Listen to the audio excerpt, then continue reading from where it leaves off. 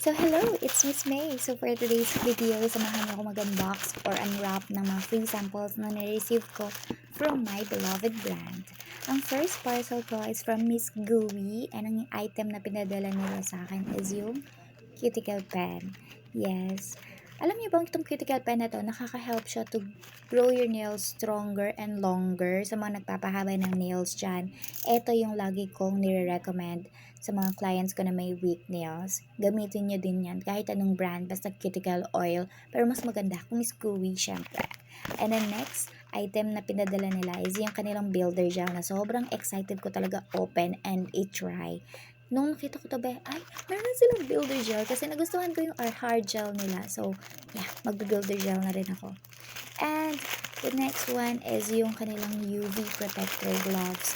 Para to sa mga may clients na sensitive yung hands nila sa under the UV lamp. Kasi medyo mainit din yon. And FYI, sa mga hindi nakakaalam, nakakaitim po yung UV lamp. Kasi nga, UV siya, di ba? Yun, basta, yun yan. Ayan. So, yan. Ganyan siya. Kitang-kita pa din yung mga nails mo. So, magagawan mo pa rin si client.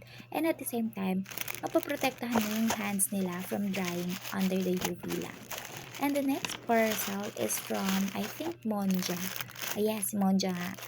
Ito yung kanilang dual form na din dahil nag-hard gel na din ako. Nagpa-practice na din ako mag-extensions through hard shot. Diba? Mayroon siyang iba-ibang sizes. And yun yung nagustuhan ko siya. It fits all sizes ng hands. Kasi diba, meron tayong clients na sobrang liit ng nails. Meron naman sobrang laki. And nagamit ko din yung isang size dyan sa toes. Kaya nagustuhan ko talaga siya. As in all sizes na siya. 60 pieces na din. So, yan.